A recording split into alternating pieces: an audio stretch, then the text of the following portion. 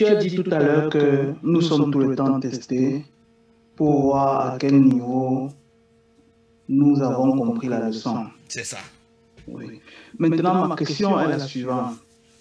Puisque c'est le Saint-Esprit qui nous illumine, puisque la responsabilité de nous sortir du rêve revient au Saint-Esprit. Je veux dire, quand on a traversé l'instant saint. Je n'ai pas dit ça. J'ai dit que le Saint-Esprit est un conseiller comme l'ego, mais tu es souverain quant à accepter son conseil ou ne pas l'accepter. Plus tu acceptes ses conseils, plus tu seras illuminé.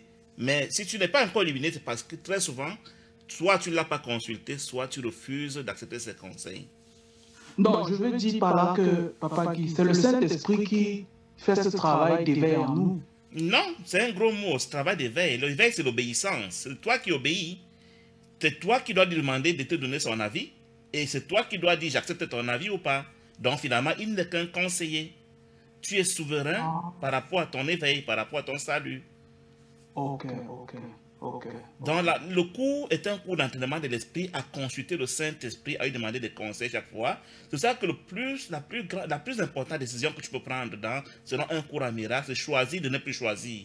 C'est choisir de toujours lui dire Saint-Esprit, décide pour moi, choisis Dieu pour moi, pense pour moi.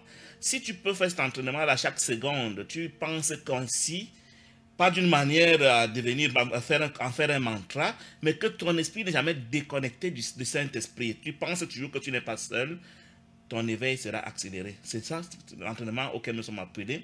L'entraînement à laisser le Saint-Esprit choisir pour nous suggérer des choix et accepter ces choix, parce que ces choix sont souvent désagréables pour nous. Ces choix concernent toujours l'univers entier, alors que nous, on veut toujours faire des choix qui n'intéressent que nous. Par exemple, je prends un exemple. Le Saint-Esprit sait que tu dois apprendre la leçon de la mort d'un enfant cher. Ton enfant est très malade. Tu dis Saint-Esprit choisis pour moi. Il te dit bon, ok, si c'est mon choix que tu veux vraiment entendre, si c'est question que ton enfant décède, pour que tu apprennes à pardonner à la mort. Tu vas dire non, Saint-Esprit, non, quand même. Là, tu me demandes un peu trop. Tu as remis la partie, tu reviendras pour cette leçon, par exemple. Mais il ne t'impose aucune leçon. Si tu vas le choisir pour toi, il va toujours choisir ce qui te ramène au ciel et non pas ce qui te fait du bien selon le monde. Ok, c'est pour ça que nous sommes donc testés alors. Le test, c'est parce que mon esprit inconscient, c'est lui qui a l'information quant à qui est-ce que je suis. C'est lui qui a mon système de pensée qui détermine le royaume auquel j'appartiens. Donc lui, il est totalement ignorant. Il attend que je lui dise ce que je crois être.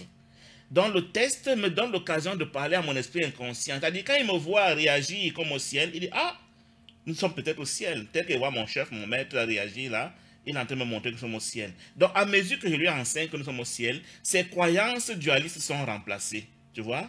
Donc c'est moi qui lui dis « Je suis au ciel » et je commence à me comporter, à penser, à agir et à réagir comme si je suis au ciel.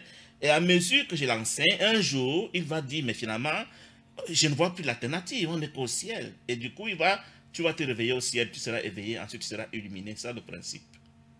Merci beaucoup, Papa. Merci. Parfait. Oui, Désiré, est-ce que tu as un commentaire? Oui, Guy. Oui. L'instant saint, c'est quelques fractions de secondes ou bien c'est une position où l'esprit conscient peut rester pendant très longtemps. C'est parfait, mais c'est beau comme question, Désiré. L'instant saint, c'est une fraction de seconde qui bascule dans le miracle. Donc, dès l'instant où tu as basculé, l'instant saint, c'est la frontière, la seconde de basculement de la dualité au miracle, de la magie au miracle. Donc, la dualité, c'est la magie, l'unité, c'est le miracle. Quand le cours dit un cours en miracle, c'est un cours en opération, en fonctionnement selon le mode du miracle.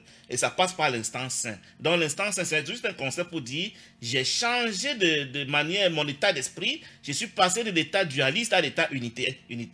C'est ça l'instant saint. Donc, il dure une fraction de seconde, le temps pour moi de commencer à opérer comme dans l'unité et non plus comme dans la dualité. Ça, c'est une très belle question. Parce que quand j'en parlais, je parlais comme si c'était un état permanent. Non, c'est juste le basculement. Quand on dit le miracle, c'est l'opposé de la magie. La magie, c'est la dualité. Le miracle, c'est l'unité. L'instant saint, c'est l'instant de basculement de la magie au miracle. Ok, merci. C'est bon? J'aime ça. Les questions, ça permet que je précise Ah les bon. choses, que moi je comprenne encore mieux. Merci beaucoup. Donc, nous allons passer donc à la lecture.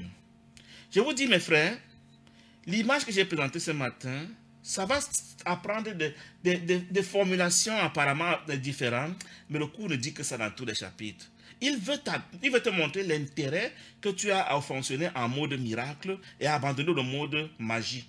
Mais c'est le plus dur. Non seulement la plupart de nous, y compris les étudiants de cours, ne comprennent pas ce que c'est qu'un cours en miracle, mais même quand on le comprend, on résiste parce que notre conscient est tellement dualiste que nous avons du mal à opérer en mode unité. Le mode unité n'est le mode de tête. On ne parvient pas à le réaliser et même quand on le comprend, le mettre en pratique, c'est un grand défi. On se surprend toujours à retourner en mode dualité. Vous allez voir, quand je vais vous lire maintenant au chapitre 7, section 11, je vais transporter le langage carrément en mode unité, mais tu vas me dire, mais c'est pas ce que le mot dit, c'est pas ce que la phrase dit, c'est l'esprit de la phrase que je te donne, ce n'est pas la lettre, ce n'est pas...